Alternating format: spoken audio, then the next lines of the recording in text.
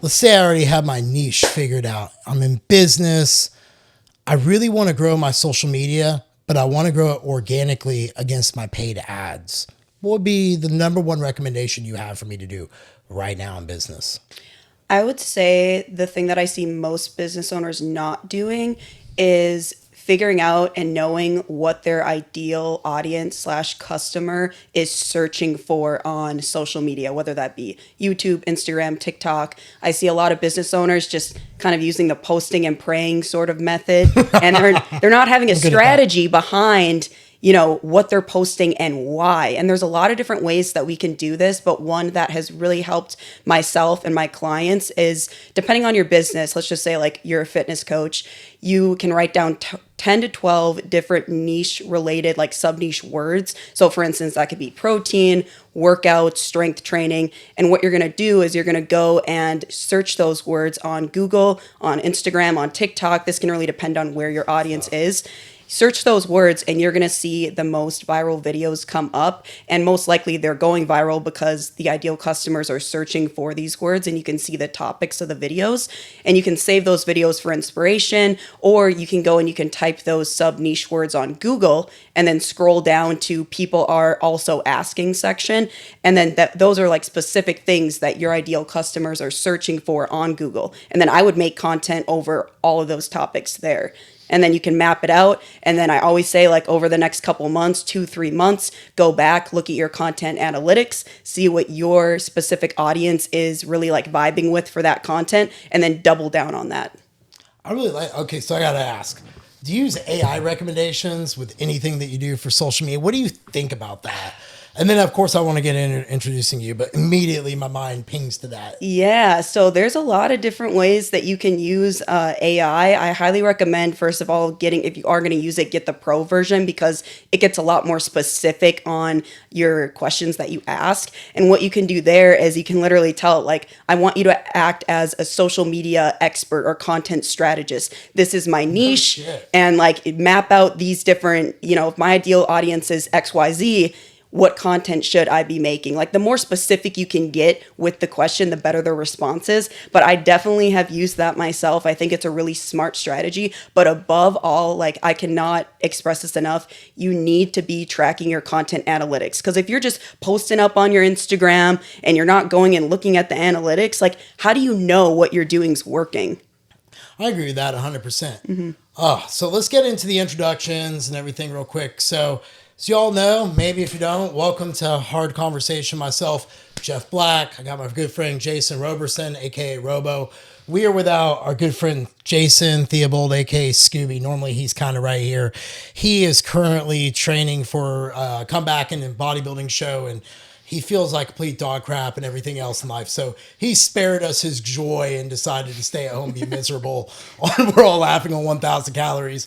But we are joined today with a friend of ours from our network that we know in the fitness industry, Alicia Syak. And she has actually just stepped out on her own recently, and she's well known for what she does in our space, the fitness industry, for her social media. And she has gotten into social media consulting because of how well she's done at it. So we wanted to bring her on today and kind of have a conversation with her about it because I, as a business owner, I know Robo recently recently got into business ownership himself. And we wanted to kind of talk about the noise of it and everything else. But first, say hello, let everybody know who you are, where you're from, all that good stuff. Yeah, so kind of just as Jeff said, like, hi, I'm Alicia Syak.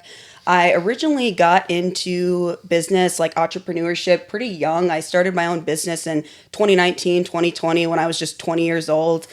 Before that, I was coaching people for completely free. I got into the fitness space as young as 16 years old. 16? Yeah, started posting up workouts on Instagram. That's when I started seeing the rise on social media, and I was like, dang, I want to be like these Instagram fitness influencers posting up workouts. And that's kind of honestly where my love for content creation started. Like I would go downstairs in my parents' living room, record workouts of me and just post them up with no plan, and then started working in gyms as young as 18 years old. I managed about 3 different gyms when I was 18, 19 years old around in Fargo, North Dakota.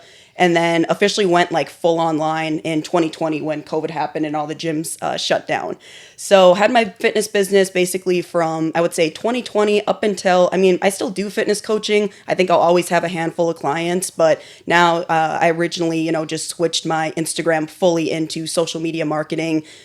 Honestly, just a couple months ago, but I've been helping fitness coaches and business owners with Instagram, TikTok, social media growth for about 2 years now. It kind of just started with fitness coaches DMing me and being like, dang, I see that you're really taking off on TikTok or Instagram. How are you growing things? Like social media, I just suck at it. It's frustrating. And so I just started Zoom calls with them. And then originally, it was you, Jeff, that kind of inspired me and said, hey, you should come out with a course. You should start, really talking about it more. And once I made that course, and I remember I kind of just, I reached out to about 5 different fitness coaches at the time. Yep. It's a good course. And I was just like, hey, can you guys go through this course? Like, I'll give it to you completely for free. I really just want feedback, on if it's helpful, like what to do. So after I initially then got that first sale and then decided to fully pivot my Instagram to social media marketing, it's just so crazy because I feel like once you make that scary decision to pivot, which I'm sure a lot of business owners can relate, everything kind of has just started falling in place with me. Like, I feel like fitness coaching, I was almost like struggling to really just like force myself to do it. But then the moment that I did pivot and went all into this, it's just crazy how fast growth and just success can come your way and connections and everything. So very, very blessed, very thankful to be on today. And yeah, just super excited to dive into everything. So I have a question that I want you to go where you'd like to. Did you struggle to grow your social media? Yeah, 100%. Like I said kind of before, I started social media pretty young at 16 years old. And it wasn't until about 2 years ago that I pushed past 3,000 followers. Like, I struggled, straight up struggled. And I think for a lot of it, like, I used to be someone where I would go on social media and I would look at these content creators or business owners with really big followings, and I would just be like, dang, I really just missed the era where it was super easy to grow on Instagram, or where it was just very simple to get followers. I guess I'm just not one of those lucky people that just post one video and it goes viral. And right. I feel like for me, like, it was my mindset. I had such a negative mindset when it came to social media, and I allowed it to frustrate me, for me to just kind of tell myself, oh, I'm just not that good at social media, and that's why I just don't have a following, or that's why I'm just not getting clients. And I think a lot of business owners have this perspective. I've seen it a lot in the fitness community where coaches are just like, oh, I'm such a good coach, but God, I just hate social media, or I'm just not good at it. And it's like, I get that. Like, it's not for everyone, but if you do want to be successful and have a good online brand, you have to be good at it. You have to practice, you have to show up, and you have to almost, again, just have a new perspective on social media and look at it more in a positive way. Where do you want to go? So I'm super curious. I hear the same thing from business owners. I think this myself, which is, I don't have the time. I don't know what I'm doing. And so when someone jumps in there, they just throw out random stuff. They get discouraged. It doesn't work. What do you say to people who come to you saying, I've tried everything, I just don't have the time to do it?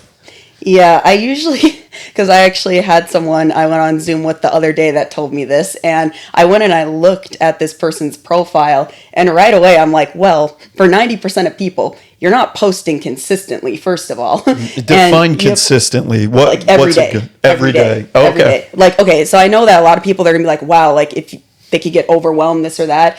But if you're someone, let's say, like, you're barely posting a couple times a week, be consistent with posting 4 to 5 times a week for a month, and then go up to, 6 days a week. For me, I'm a little bit crazy. Like, I had a mentor at the time where she looked at my content and she was like, like, you have like good content, but your main problem is you're just not posting enough of it. And that's why, the algorithm's not favoring you. That's why your account's not growing. You're not getting followers. And she was like, you need to post every single day, 6 to 7 times a week for like the next couple months, and then come back to me and I'll look at your account. And she like even followed me at the time. And I feel like it gave me that kind of accountability and fire under my ass, because I knew she was watching my content. So for majority of people, first, I would say it's like, you have to be consistent, but to help them be consistent, just like anything else, when it comes again to fitness coaching, any sort of goal that you have, you need to have accountability with it. So if you can have, a business partner, a mentor, a friend, just really hold you accountable. If you have other friends in your industry, I'm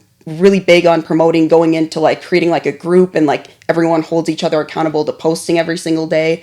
That really, really helps. But for majority of people first, it's like, okay, you have to be consistent first. And then the second thing that I kind of brought up earlier was, you know, just doing market research, not just like throwing up any video, because if you're getting low engagement, you're not getting likes, you're not getting comments, it's because you're not posting what your audience wants to see.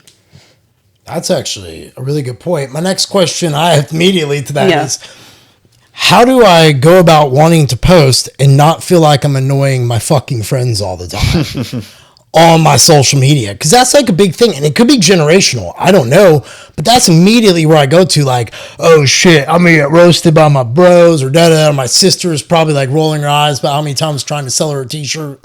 Just curious what your thoughts are on that. As a business owner, you're not posting for your friends. You're posting for your audience and your ideal clients and for your clients. For me, like I said, I was posting videos when I was 16 years old. I would go to high school and I would get made fun of. People were like, oh, like she thinks she's this fitness girl and like posting up videos and this and that. Like, they're not your ideal clients. They're never going to buy from you. They're never going to, you know, want to help you, or maybe they will down the road, you know, and they'll come back and be like, dang, but you're not posting for them, right? And so that's a really big mindset for me, and something that I know, again, I know I relate a lot back to fitness just because that was my prior business, but I know a lot of fitness coaches who are kind of around my age, like I'm 24 years old, but 20s, 30s even. I've seen them say, well, like I'm a newer business owner and like in the space, and I follow all of these like well-known or, you know, older in the game fitness coaches, you know, even like yourself, Jeff, or Jason, or all these other people. And they're like, dang, like, what if I make like this post and like they don't like it, or like they don't approve of it? I've heard that before. And it's a big thing. And I'm just like, for me, I'm just like, well, I don't really care. Like that's just my personality. I'm just like, I'm not posting for them, and if they don't agree with it, that's totally fine.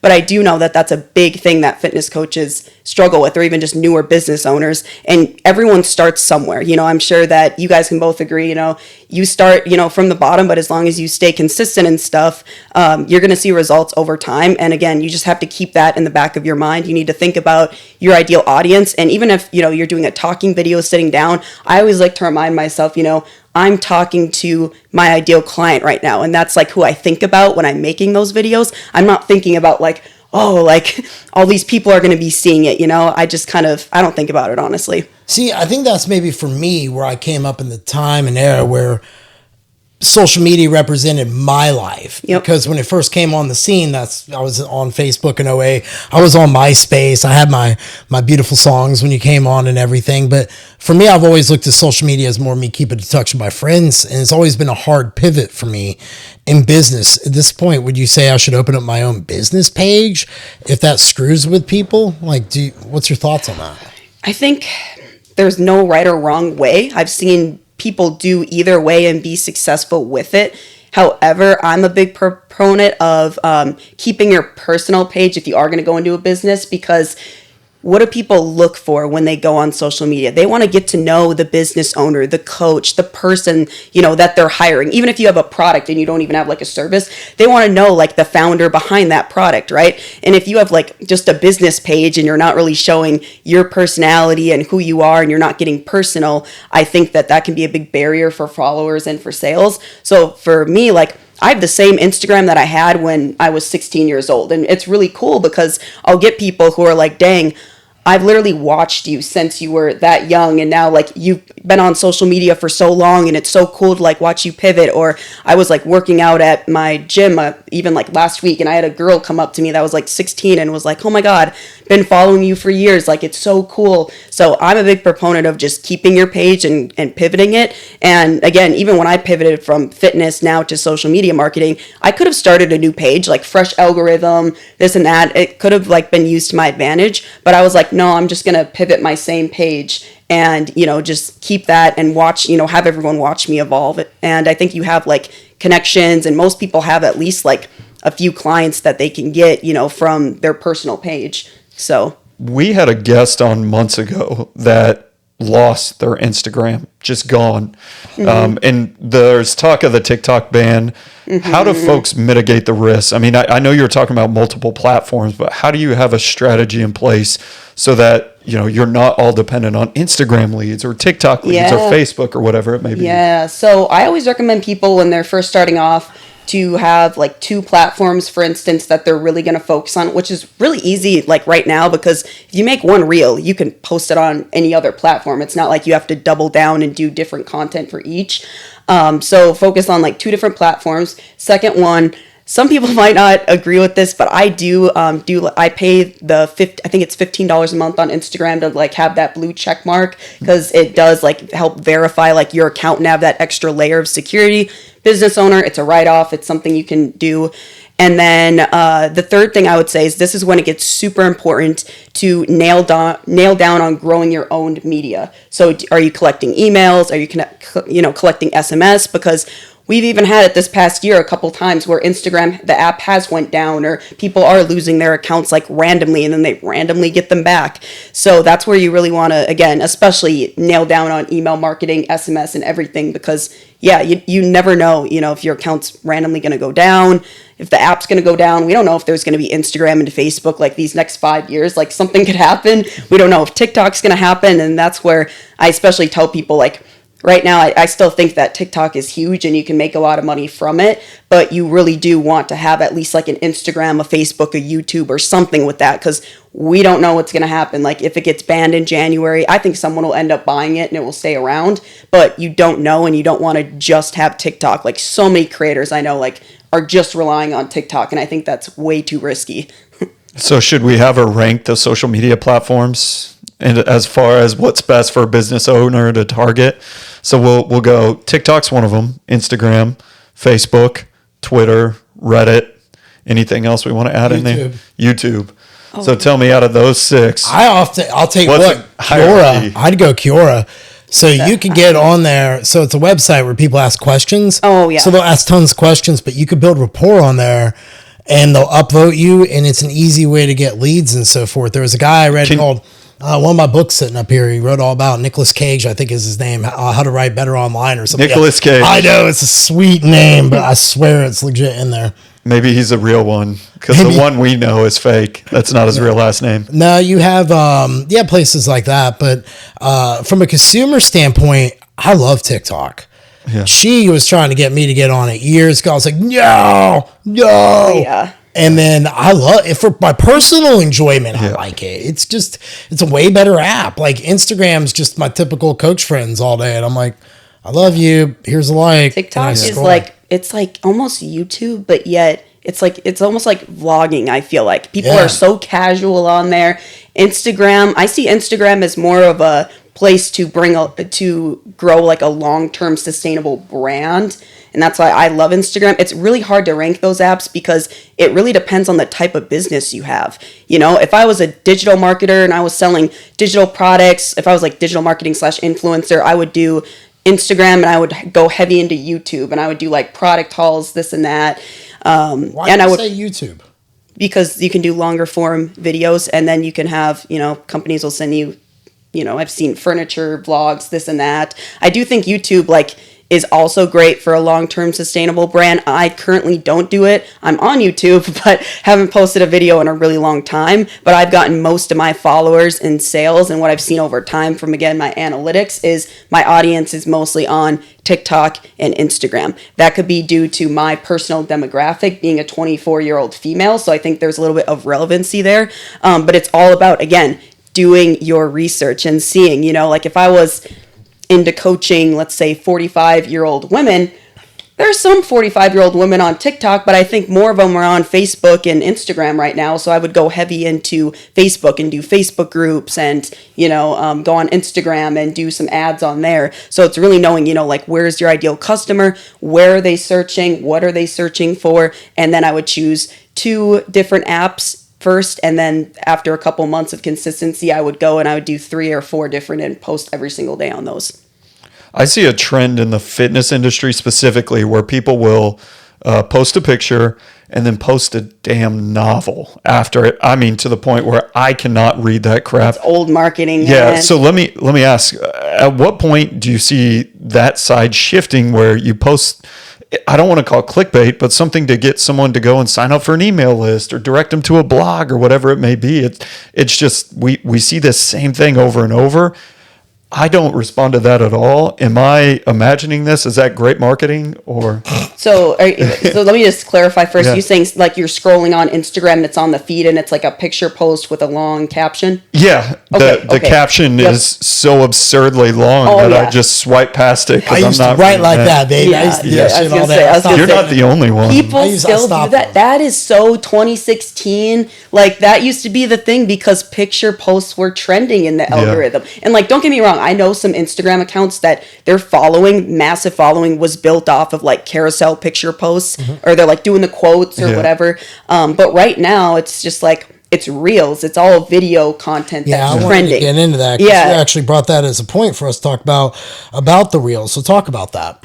Yeah. So, well, first of all, with like the long caption and stuff to kind of answer your question, I think I don't read those captions. I don't know if there's anyone out there. That's why I see these business owners and they're like posting about gut health and doing these lengthy posts. I'm like, that's great. Like we can see that you know your shit, but I'm not reading it, you know, like I get lost. I read a couple sentences and then I just like keep scrolling on. And so, and you know, they do this still at the very end. It's just like, oh, link in bio for coaching or link in bio to purchase X, Y, and Z.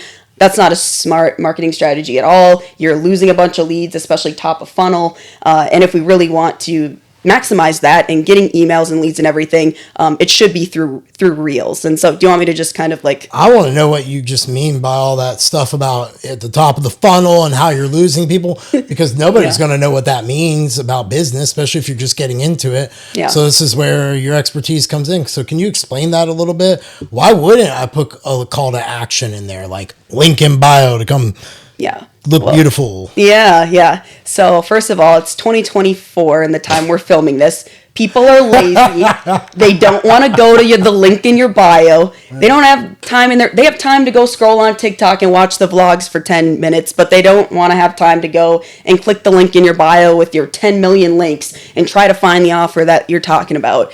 And so I'm not a big proponent of link in bio. Instead, something that I really do on my Instagram and I encourage all of my clients to do is to have people comment a word, so like a trigger word. So it could be like when I was fitness coaching, my business name was Fit Alpha Female, so I would say comment alpha down below to get a free week of workouts, for instance. And to have something that is almost, again, I'm a big proponent of free offers, and it's nothing to like go and, you know, be skeevy and be like, oh, you're gonna like, you know, get you to a call or try to get you to buy something. This is because when you start posting consistently on social media, and especially if you're boosting posts, running ads, and you're getting new followers, people are smart on social media now. They know that there's a shit ton of people who are coming on and being business owners and trying to sell something. If you can be someone that reaches with a hand of service and offer them something that you know is a pain point, that's going to help build rapport and trust with your audience, because they need to watch. They're watching your content a lot more than you think.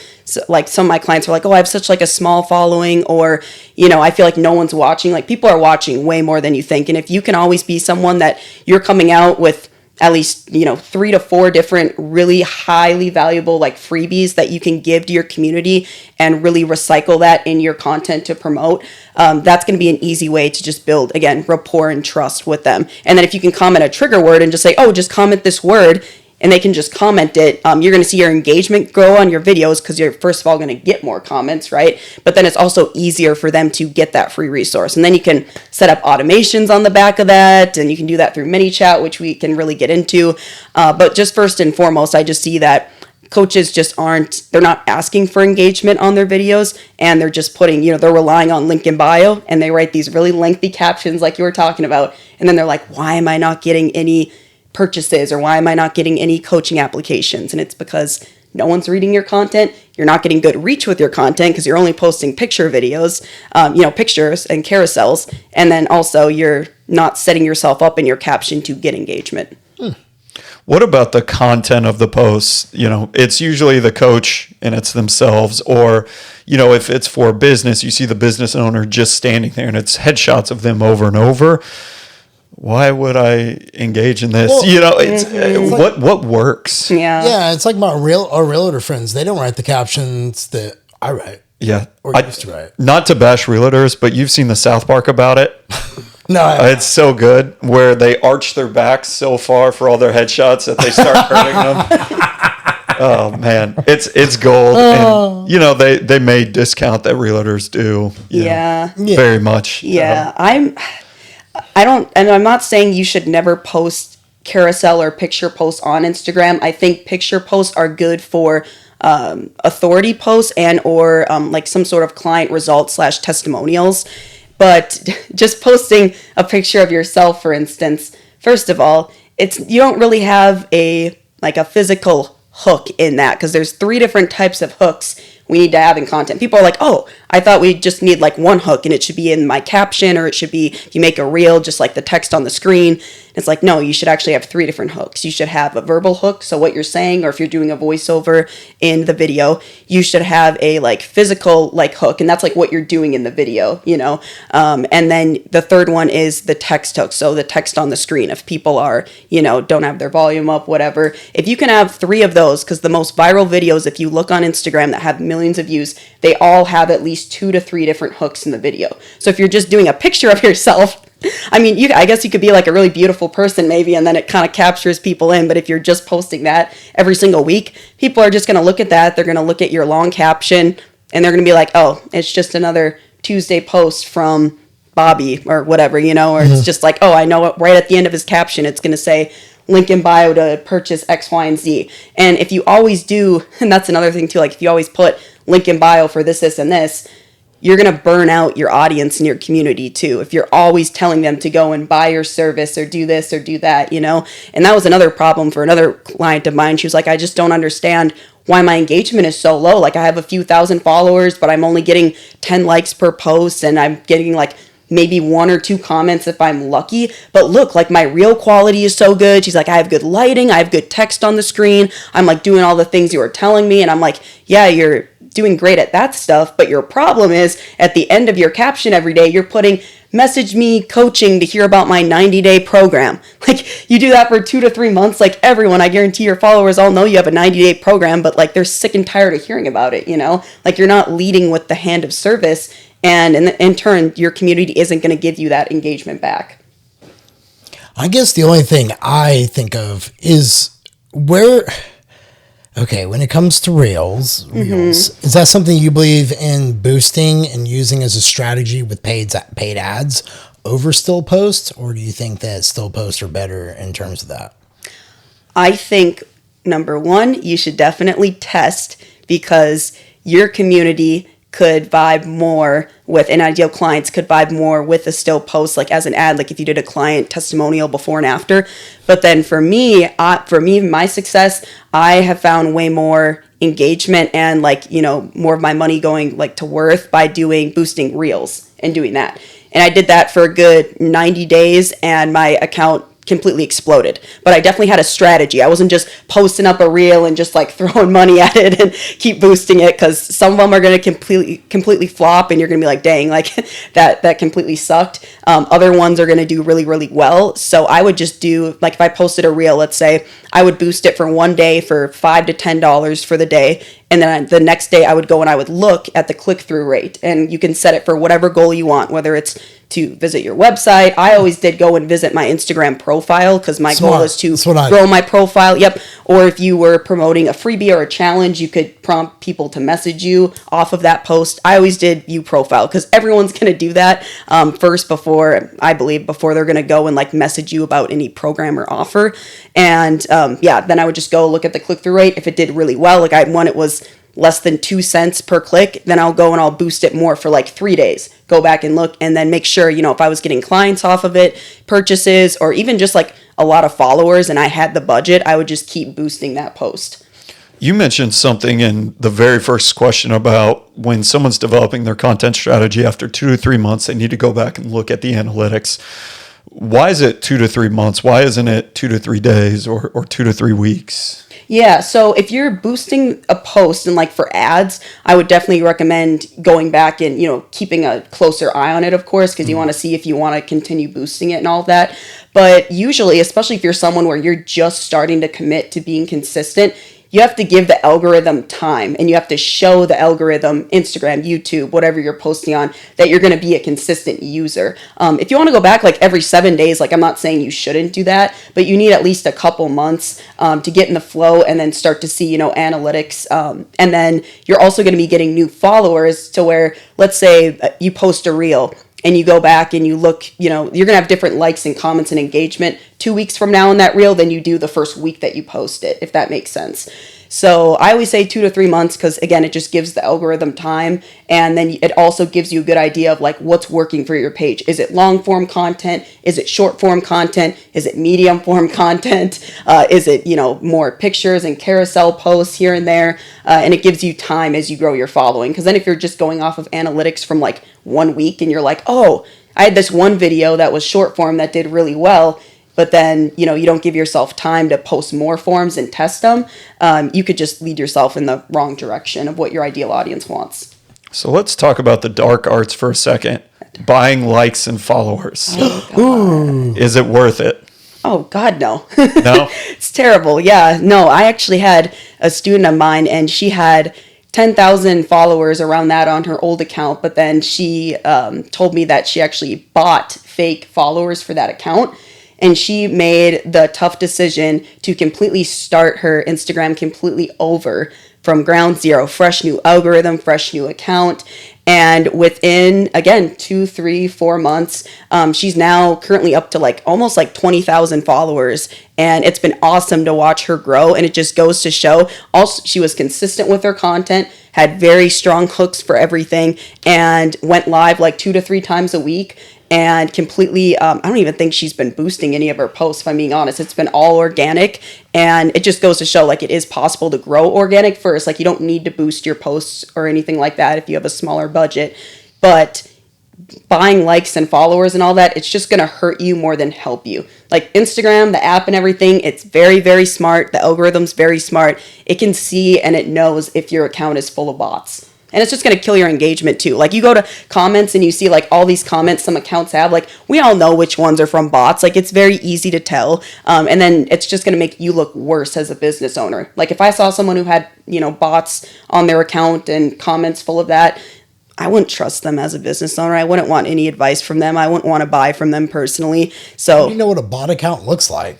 DM for collab, Jeff. Mm-hmm. Look at the comments on any of our musician friends' accounts. Yep. Or you go to some people's posts and you go to their comments and there's like a shit ton of different accounts and they'll be like, oh my gosh, this account, and they'll tag the account, has helped me so much with X, Y, and Z. Like, and then it'll be like 50 of those. And then you click on that person's account and you're like, oh, they definitely hired bots to like go and do that. But I think it's so annoying and it's such a lazy strategy. Yeah. And it's just an example of like long-term sustainability. That is not something that is always going to work. And they're probably not going to be still in the game business-wise 5-10 years from now. Do you think even hooks matter anymore? Hooks? Yeah. Oh, hell yeah. Yeah. Hooks are the biggest thing, like, for getting your video to go viral, like those 3 different types. And yeah. Oh, I know. So the AI generator tool that we have for the YouTube channel gives me the best ideas for how to make it go, like salacious topics. Yep. So when you're writing a hook, because I think this is something that business owners struggle with, they don't want to write something simple. They want to kind of show that they know something. So they tend to make it a little bit more complex with the wording. And the other thing is they don't want to sound so salesy, but therefore nothing ever connects. So how do you coach someone to be able to get past the hooks, writing the hooks necessary to engage to make something viral? And how does a hook even make something go viral? So this definitely goes back to knowing what your ideal audience is searching for. So doing those searching strategies that we talked about. But then number 2, a really good one that I did was when I was doing a crap ton of high ticket sales calls, I would write down exactly word for word how my ideal client was describing their pain points and their desires. And I would use that as the hook for my videos, like same exact words. So for me, I know a lot of coaches hate this, but they're like, I hate the word toned. I hate the word sexy arms for summer, or, grow your glutes or whatever, XYZ. And I started using those exact same verbiages in my hooks. And that's when I really started to see a ton of my videos take off. And it's, again, you have to think from the perspective of your ideal client.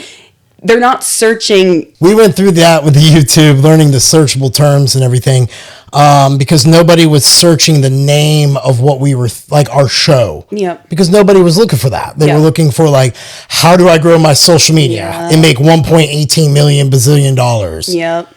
What do you find to be the hardest thing to get a business maybe to really go viral, like to really scale? What's been the biggest hurdle you've worked with people on to kind of get them to go to like that next level? Like we've talked about the basis. Yeah. Assume they do all that. What's the next barrier for people to go? Like, me, Robo, we've already got our businesses. Yep. What's kind of the next barrier that we have to start looking at and thinking about? Yeah, so I would say if consistency, quality of videos and everything is like really good and the person's been consistent with that for, 3-6 months and everything, if they have the budget for it, I would highly recommend like looking into ads if they haven't yet, because it's crazy how most people's problem is they just don't have enough eyes on their content. If they had more eyes coming and seeing their reels, there would be, so many customers coming their way.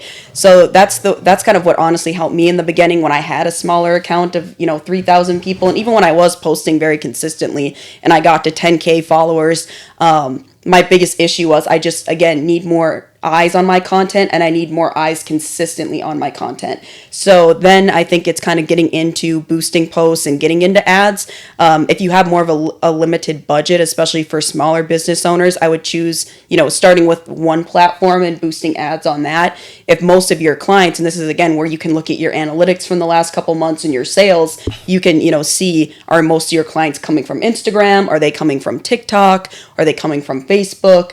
And then I would boost ads and do it on that one platform. And then I would also utilize going live on that platform too as well. That's something that's been really huge for myself and a lot of my clients, is if the algorithm can see that you're not only posting consistently, but you're going live at least like 2-3 times a week, like obviously as much as possible, but 2-3 times a week, that can really, really boost your reels and your posts too. Then on the lives, I would do live trainings. I give out, like a lot of free value, and then you can organically talk about your process or your product. And then you can also do collabs with people too in your industry, and you guys, then their followers are seeing yours, and that's just like free followers. You don't even have to boost posts, boost posts and do ads with that. I was going to say, Robo, I think I have the solution now. For what? For your business. Great marketing strategy. Here we go. Your golf carts, I will roll around in my aviators and my dad hat with a joint, and we will film me going around Nashville in your luxurious golf carts as we do tours of Nashville. I'll just pull up, be like, here we go to Honky Tonk Central. Oh my God. So what do you think of this campaign? Oh my God. As the expert, You have a really, I have my opinion. Yeah. You got a good physical hook there. Physical hook. Yeah. So there you go. But yeah, that's an interesting concept. Yeah. One of a kind, just go live on TikTok when you do that. You'll get some followers easy. I always thought the live thing was hard. That's why it's so shocking to me. But once you laid it out, I'm like, people are scared to go live. Yeah, I'm not so scared to go live. It's just more the whole like, I gotta go live. Oh yeah.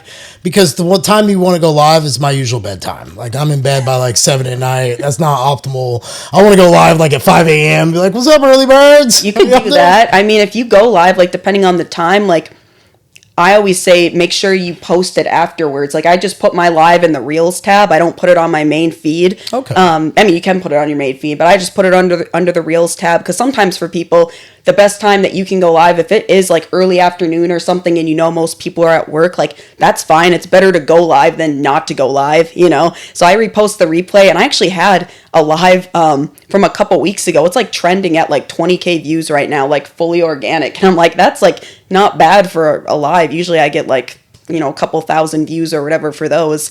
But I would just say do it at a time that works best for you. Like it's better to do it then than not at all. And even if you get no one on the live, because that's a question I get, like, what if I go on there and I get some people who join and then like no one's on the live, which more than likely is going to happen when you're first starting off, especially if you have a smaller account. Like, again, who cares? Like you're posting and you're going to be going live to give value to your ideal clients, and you're posting the replay. People are going to watch that later, like no doubt at all. So just keep talking, just keep going, and just don't let, again, the numbers or anything like that get to you. And if someone comes on the live, like I went live like last week, I had someone come on and they were just like, oh, your content sucks. Like, I don't even understand why you're going live. And I was like, well, I don't even understand like why this person is here. And I went and just, you can block the dude on the live. And then I turned it into like the whole lesson of the live. And I was like, see, when you're consistent on social media, you're going to get negative comments. You're going to get hate. You just have to go and block those people. And even me now being on it for, since I was 16, I'm like, I have been name called and said everything in the books. Like I have thick skin, but I know a lot of people don't when they start off. But just know, like, no matter how many followers you have, that will never go away. Like, you will always trigger people. You always get those comments. Why don't you leave them on there if they're commenting and they jump in, because it actually helps you with engagement, right? You could. I mean, for me, like, I don't see it as helpful, like, in a live, if I'm doing a live training. And so I just go and I just block. And especially, like, I guess for females or whatever, I feel like some of us can be a little bit more, like, softer with that stuff. And so I just recommend some of my female clients just go and block them. But yeah, you're right. Like when it comes to, if I post a reel and stuff and I get like negative comments, I keep them on there because it does boost engagement. But in a live training, I'm like, this is just wasting my time. Like I want questions from people who actually have questions or good engagement. So I just go and I usually block those. So when you're setting up a live, are you saying, hey, I'm here to answer any questions you have? Do you have a script of things you want to talk about? How are you structuring those? Yeah. So for me personally, and I would recommend if you're newer to going live, have like a script and something to follow. Also, when you tell your audience, usually I recommend like 24 to 48 hours before. Usually you want to have a topic that's going to be enticing because you want them to come on the live and to tune into it. And again, just having a script and something to follow, especially if you're nervous, it really does help to keep you on track with things.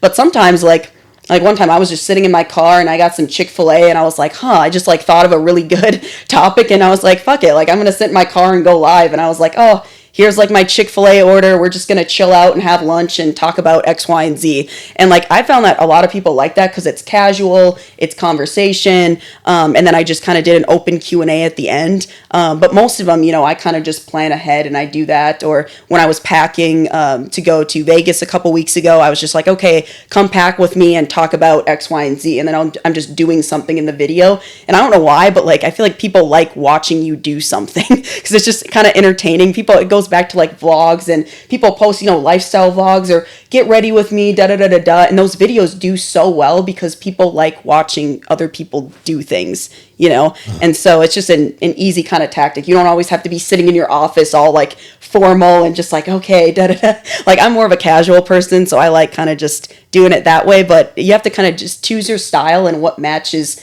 you as a person, like when I was again posting fitness content and stuff too, I kind of started posting kind of some funny relatable fitness content in the gym as like a female, and people love that, and that's just me. But obviously if you're not a funny person, like don't go and do that because it's going to come off as awkward, like keep true to your personality and your brand.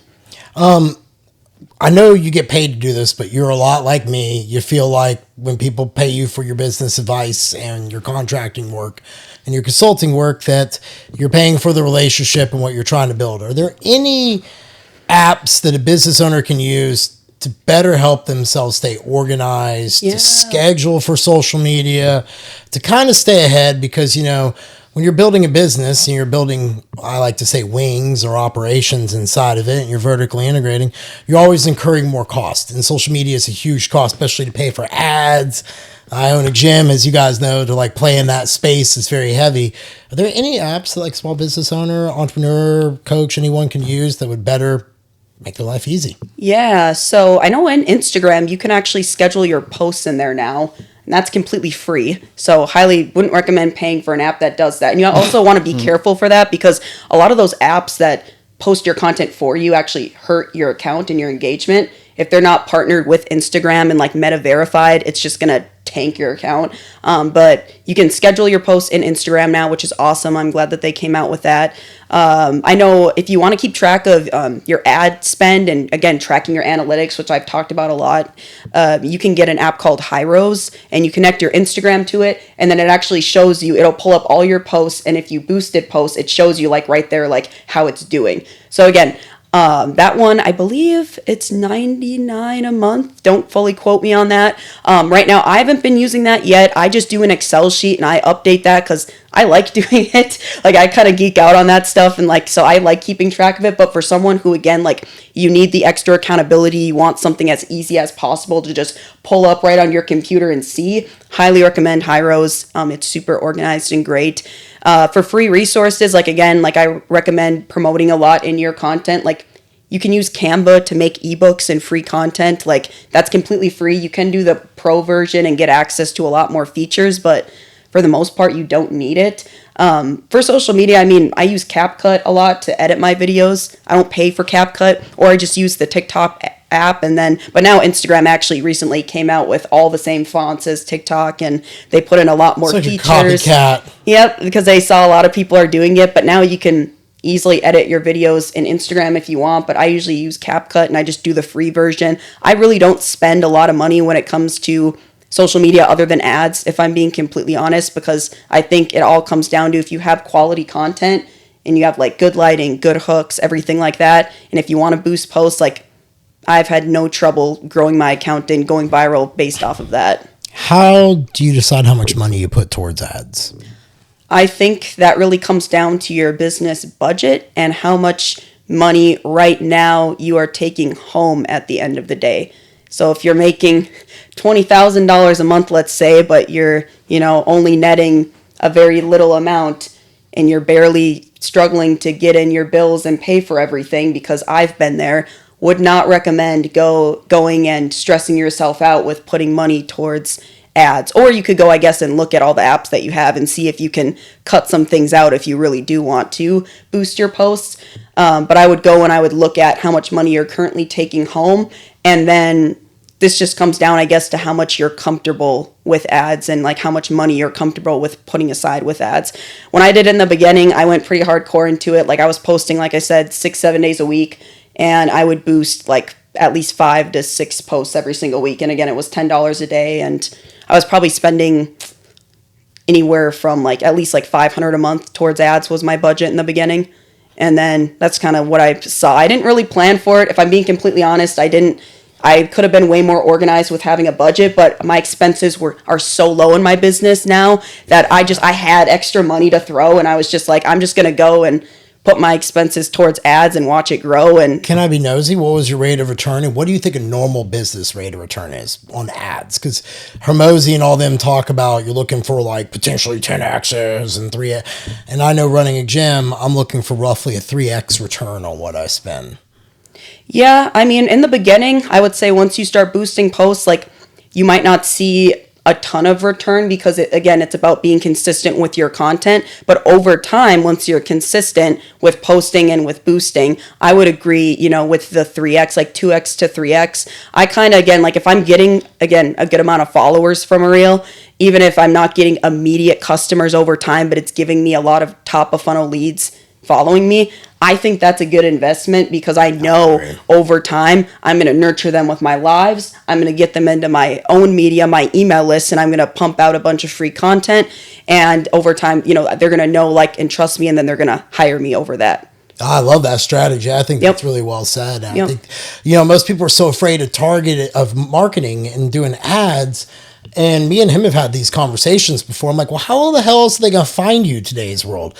Meta and all them are not dumb. They know that it's like going to Vegas and thinking you're always going to beat the house. It's not going to happen. I'm like, the odds of keep going viral over and over and over and over just are against you. So I'm glad you were honest and talked about that. Yeah. A lot of them tend to say, oh, no, I've done this organically. I'm like, I've been around a while. Get the fuck out of here. Yeah, I'm natty. I'm all natty. I'm all natty. Yeah, I'm just on TRT right now, guys. Just trendy ball. Yeah. 7. I don't even know what you guys. I know. said. That's what's amazing. You talking shit. And I think think one of the biggest things I've heard a lot, again, in the fitness space, and this is not to bash on any of like you OG fitness people. OG fitness people. Even you. I'm gonna just totally kind of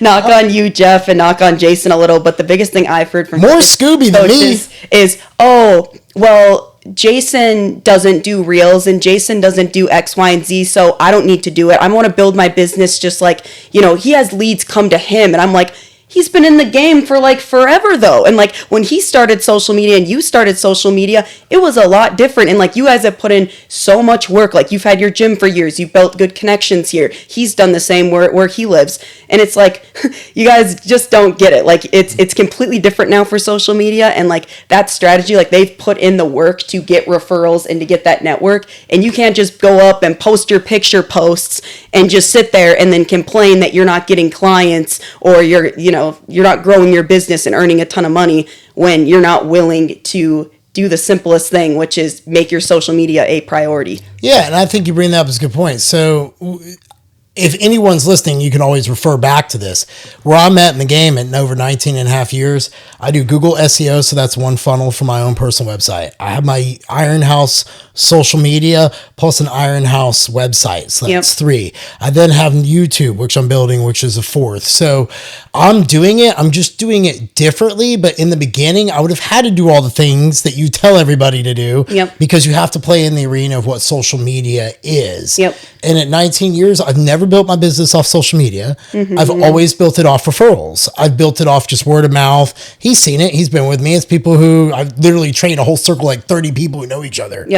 And that's how I built my business. I think you could do it multiple ways. But if I was going to play the game on social media, I would play by the rules that you're saying to play by because that's guaranteed success, or at least better odds in my favor. Oh, yeah. And it's just like, if you want to grow in the fastest way possible, like we are so privileged to live in a time where you can make so much money with just your iPhone and Wi-Fi. Like that's what keeps me going every single day. I'm just like, if I post 1 to 2 times a day, I'm consistent on going live, I do X, Y, and Z. If I do that consistently, there's no way that you're not going to win. There's no way that you're not going to go viral. There's no way you're not going to grow your account. And that's what personally just keeps me motivated on the daily. And I did that for the first 3 months when I committed to posting 6 to 7 days a week. It was August, I remember. And by that October, I had 2 viral videos go viral the same month. One got to 7 million views. The other one got to 4 million views. And so to me, it was just like, again, that's going to motivate you once you have your first viral video too. It doesn't have to be even millions of views. It could be a couple 100,000, but then it's going to help you stay consistent and keep going. So this is a 2-part question. The first is, when do I decide to outsource, or how do I make that decision that I need to outsource because I'm not doing enough or I don't have enough time?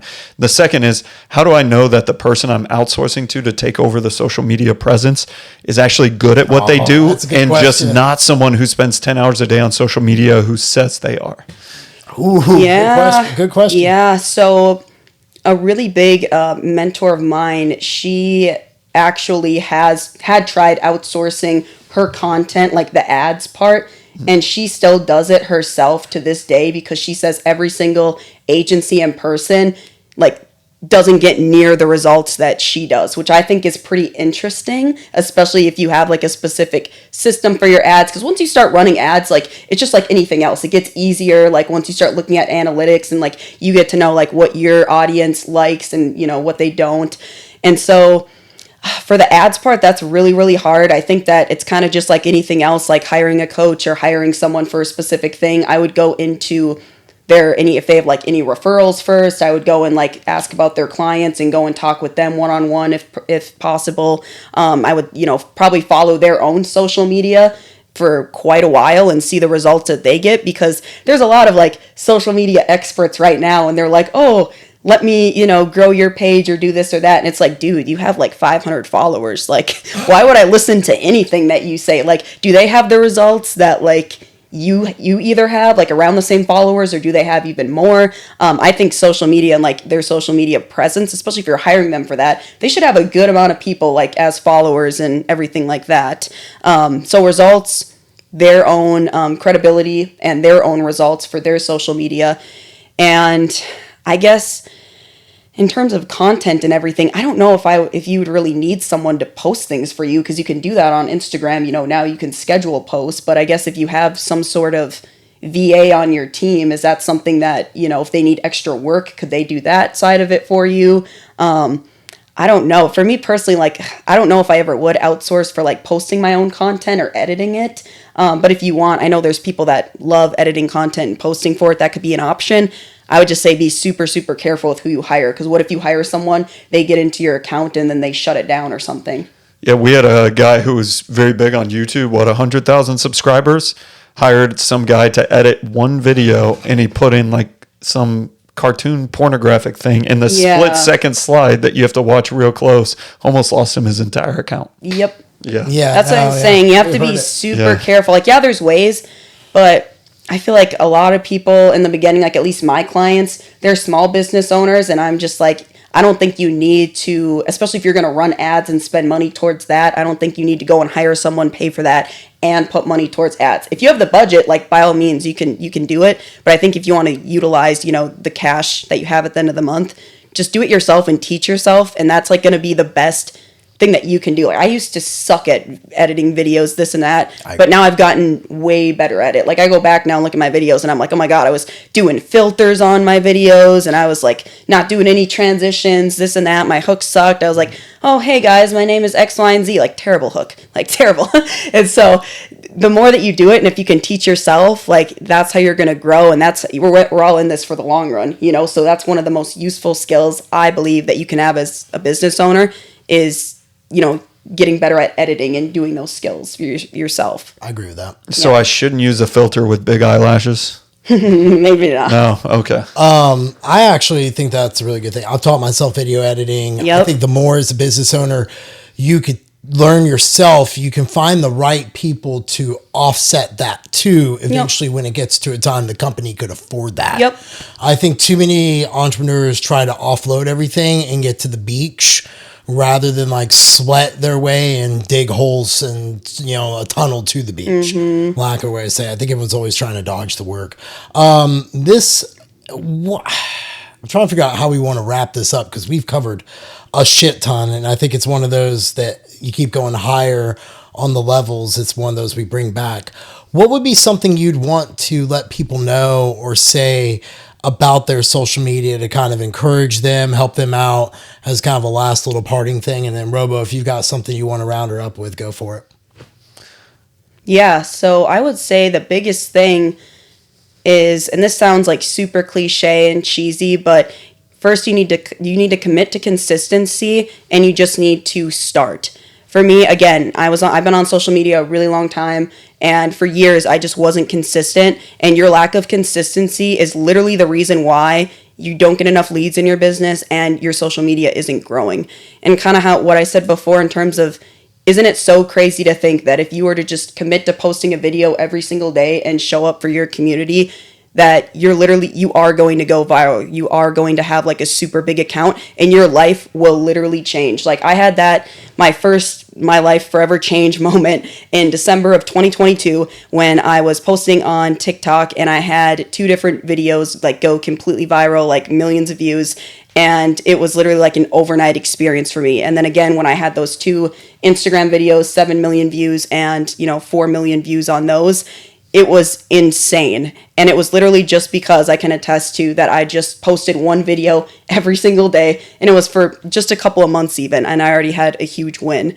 And so if you can, again, tell yourself that every single day, because even when you do post, you can't expect to go from, getting a small amount of likes to millions of likes within a week. I see so many people where they're like, oh, I just get discouraged after, it's just not working, or it's just this strategy or whatever just isn't working. And it's dude, you've been doing this for a week and a half. You have to just keep posting every single day. It takes time. Just like you tell your fitness clients when they're like, oh my God, I'm not losing weight, or the scale went up 2 pounds. What do you tell them? Oh, it takes time. It takes consistency. You have to apply those same principles to your social media content. I think that's the key to entrepreneurship and small business. Is just keep swimming. Yep. Finding Nemo. Yeah. So I just read Day Trading Attention with Gary Vee, his new Okay. book. Yeah. He's one of the thought leaders, but who are other folks or where are other resources people can go to learn as much as possible about building out that social media presence? Yeah. So, I mean, obviously, besides myself, subtle plug, really big mentor of mine, and I can make sure we drop this in the show notes. But Leah Kay is a really big mentor of mine. She was one that actually helped me 10x my account from 10K to 30K. She's really, really knowledgeable when it comes to ads on social media. She mostly works with e-commerce people, so selling a physical product. But she's amazing, and she's actually from Fargo, North Dakota originally. So she's really big. Alex Hormozy is a big one. I love Layla Hormozy too. I think that they're super amazing people, huge consistency. And just in terms of business owners and stuff, depending on your niche and your industry, I always recommend my clients to follow the bigger accounts in their industry. So if you're, a fitness person, go and look, at those viral videos by those search topics we talked about, and go and just look at those business owners and their accounts, and like even following them for inspiration. If you find that, you get discouraged watching them, of course, unfollow. But I followed some bigger fitness accounts, and it really helped, keep me motivated too as well. And it's helpful to see, like, how are they phrasing their hooks? How are they like phrasing their content? How are they running ads and doing stuff like that? So I think that's super helpful too. So just so everyone caught that, if you're looking for inspiration, follow my account with one post a year. Yeah, I was going to say, I said that to Jeff when I leader followed in you. the I was like, space over wow, here. Yeah. you're really active. Yeah. No, I think, today's conversation is a much needed one because social media is such a confusing place for a lot of business owners. Yep. I know I talk to so many people that it's just paralysis by analysis, and I hate it enough that I just can't wait to get rid of it and get to my flip cell phone. But I'm old as hell and go about a different way. But I found today's conversation to be very thought-provoking, and most of all, it really showcased your skill set and how much more there is to it. So where can people find you? How can people buy your time? All that good stuff. Yeah, so Instagram is honestly the best place for me. So we can just take my Instagram down below, but it's just at ALICIACIAK, just one word. And yeah, I have all my links in there. I use StanStore for all of that. That's another like nice business tool too. I used Linktree for the longest time, but StanStore is nice to keep all your products organized. I have a lot of different things ranging like from ebooks to just booking like a Zoom call. I have like longer form like coaching and stuff like that too if people are interested. But yeah, and then I still have that social media course that I plugged kind of in the beginning too as well. But yeah, just check it out. And then kind of as I said in the beginning, I have a crap ton of free resources too, whether that's ManyChat automations, if that's just 5, I have one that's like 5 simple steps to grow your IG, and a lot of other, free resources too. Yeah, no, Robo, you got anything you want to say, wrap up? Oh, thank you. Yeah. This was great. Yeah, awesome. Thank you so much. I appreciate it. Thank you for flying in from Fargo, North Dakota to come chat with us. Ladies and gentlemen, as always, thanks for tuning in. If you guys would like, share, subscribe, get the word out about us, we really appreciate it. We saved this for the back of the episode